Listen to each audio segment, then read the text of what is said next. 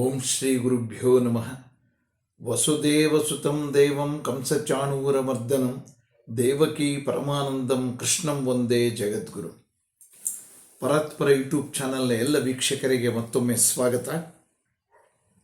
ಹಿಂದಿನ ವಿಡಿಯೋದಲ್ಲಿ ಶ್ರೀಕೃಷ್ಣ ಅರ್ಜುನನಿಗೆ ನಾನು ನಿಜವಾದ ಭಕ್ತರಿಗೆ ಜ್ಞಾನವನ್ನು ದಯಪಾಲಿಸ್ತೀನಿ, ಅವರ ಮೇಲಿನ ಅನುಕಂಪದಿಂದ ಅವರಿಗೆ ಜ್ಞಾನವನ್ನು ದಯಪಾಲಿಸ್ತೀನಿ ಅಂತ ಹೇಳ್ದ. ಆ ಜ್ಞಾನವನ್ನು ಪಡ್ಕೊಂಡ ಮೇಲೆ ಅವರ ಅಜ್ಞಾನವೆಲ್ಲ ತೊಲಗಿ ಮುಂದಿನ ಎಲ್ಲದಕ್ಕೂ ಕೂಡ ಅದು ದಾರಿಯನ್ನು ಕೊಡುತ್ತೆ. ಅವನ ಉದ್ಧಾರಕ್ಕೆ ಏನು ಬೇಕೋ ಅವೆಲ್ಲವೂ ಪ್ರಾಪ್ತಿಯಾಗುತ್ತೆ ಅನ್ನುವಂಥ ಮಾಹಿತಿಯನ್ನು ಶ್ರೀಕೃಷ್ಣ ತಿಳಿಸಿದ್ದ. ಮತ್ತೆ ಮುಂದುವರೆದು 12, 13 ಮತ್ತು 14ನೇ ಶ್ಲೋಕಗಳಲ್ಲಿ ಏನನ್ನು ಹೇಳ್ತಾನೆ ಅಂತ ನೋಡೋಣ.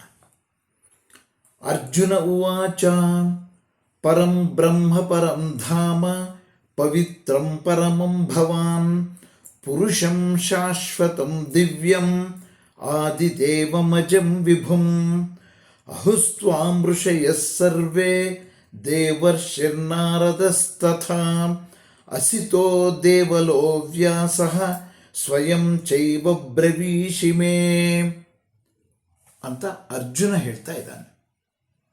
ಅರ್ಜುನನ ಒಂದು ಮಾತು ಏನು ಹೇಳ್ತಾನೆ ಈಗ ಅಂದರೆ, ನೀನು ಪರಬ್ರಹ್ಮ.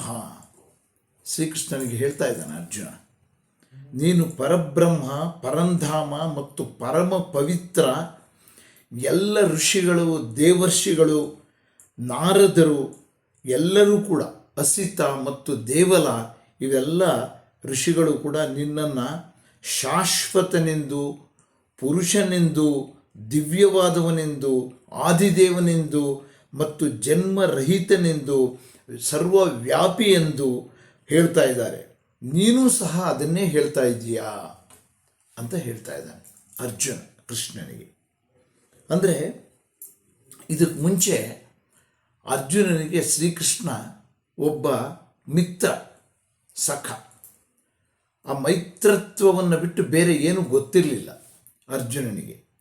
ಆದರೆ ಶ್ರೀಕೃಷ್ಣನ ದಿವ್ಯವಾದ ವಾಣಿಯನ್ನು ಕೇಳ್ತಾ ಕೇಳ್ತಾ ಅವನಲ್ಲಿದ್ದ ದೈವತ್ವವನ್ನು ಅರ್ಜುನ ಅರ್ಥ ಮಾಡಿಕೊಂಡು ಹೇಳ್ತಾ ಇದ್ದಾನೆ. ಎಲ್ಲ ದೇವಾನ್ ದೇವತೆಗಳು ಮತ್ತು ಋಷಿಗಳು, ಮುನಿಗಳು, ನಾರದರು, ಅಸಿತರು ಮತ್ತು ದೇವಲ ಅಂತಕ್ಕಂಥ ಮಹರ್ಷಿ ಇವರೆಲ್ಲರೂ ಕೂಡ ನಿನ್ನ ದಿವ್ಯವಾದಂಥ ಒಂದು ಗುಣಗಾನವನ್ನು ಮಾಡಿದ್ದಾರೆ. ನೀನು ಈಗ ಅದನ್ನೇ ಹೇಳ್ತಾ ಇದ್ದೀಯಾ ಅಂಥೇಳಿ ಅರ್ಜುನ ಹೇಳ್ತಾ ಇದ್ದಾನೆ ಶ್ರೀಕೃಷ್ಣನಿಗೆ. ಈ ಒಂದು ವಿವರಣೆ ಹೇಗಿದೆ ಅಂದರೆ, ಅರ್ಜುನನಿಗೆ ಒಂದು ರೀತಿ ಆಶ್ಚರ್ಯ ಮತ್ತು ಧೈರ್ಯ ಎರಡೂ ಕೂಡ ಏಕಕಾಲದಲ್ಲಿ ಉಂಟಾಗ್ತಾ ಇದೆ. ಧೈರ್ಯನೂ ಬಂತು ತಾನು ಮುಂದೆ ಮಾಡಬೇಕಾಗಿರುವಂಥ ಯುದ್ಧದ ವಿಷಯದಲ್ಲಿ, ಮತ್ತು ಶ್ರೀಕೃಷ್ಣನಲ್ಲಿದ್ದಂತಹ ಪರಮ ಪವಿತ್ರತೆಯನ್ನು, ಆ ದಿವ್ಯತರವಾದಂಥ ಒಂದು ರೂಪವನ್ನು ತಿಳಿಯುವಂಥ ಒಂದು ಸಂದರ್ಭ ಈಗ ಅರ್ಜುನನಿಗೆ ಒದಗಿ ಬಂದಿದೆ ಅಂತ ನಾವಿದರಿಂದ ತಿಳ್ಕೊಳ್ಬೋದು. ಮತ್ತೆ ಮುಂದುವರೆದು, ಸರ್ವಮೇತದ್ರುತಂ ಮನ್ಯೇ ಯನ್ಮಾಂ ವದಸಿ ಕೇಶವ ನಹಿತೇ ಭಗವನ್ ವ್ಯಕ್ತಿಂ ವಿದುರ್ದೇವಾನ ದಾನವಾಹ ಅಂತ ಹೇಳ್ತಾ ಇದ್ದಾನೆ ಅರ್ಜುನ. ಹೇ ಕೇಶವ, ನೀನು ನನಗೆ ಹೇಳಿದ್ದೆಲ್ಲವೂ ಕೂಡ ಸತ್ಯ ಅಂತ ನಾನು ತಿಳಿತೀನಿ. ಅವೆಲ್ಲವೂ ಕೂಡ ಸತ್ಯವಾದವು ಅಂತ ನಾನು ತಿಳ್ಕೊತಾ ಇದ್ದೀನಿ. ಭಗವಂತ, ದೇವಾನುದೇವತೆಗಳು, ದಾನವರು ಕೂಡ ನಿನ್ನ ವ್ಯಕ್ತಿತ್ವವನ್ನು ಅರಿದೇ ಇರುವಂಥವ್ರು. ಅವರಿಗೂ ಕೂಡ ಅರಿಯೋದು ಕಷ್ಟ. ಅಂತಹ ಒಂದು ಅಪರೂಪವಾದಂಥ ವ್ಯಕ್ತಿತ್ವ ನಿನ್ನಲ್ಲಿದೆ ಅಂತ ಶ್ರೀಕೃಷ್ಣನಿಗೆ ಹೇಳ್ತಾ ಇದ್ದಾನೆ.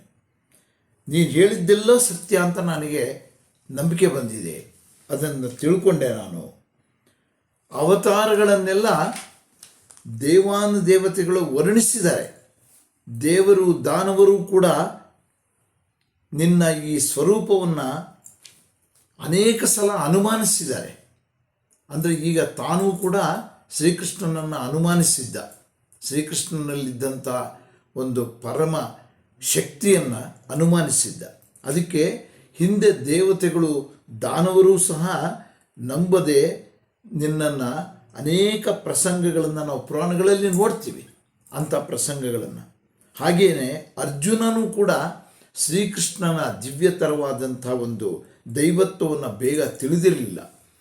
ಈಗ ಅನೇಕ ಮಾತುಗಳನ್ನು ಕೇಳಿದ ಮೇಲೆ ಆತನಲ್ಲಿದ್ದಂಥ ದೈವತ್ವ ಏನು ಅನ್ನುವಂಥದ್ದು ಅರ್ಜುನನಿಗೆ ಅರ್ಥ ಆಗಿದೆ ಅಂತ ತಿಳಿಸ್ತಾ ಇವತ್ತಿನ ಈ ವಿಡಿಯೋವನ್ನು ಮುಕ್ತಾಯ ಮಾಡ್ತೀನಿ. ನಮಸ್ಕಾರ.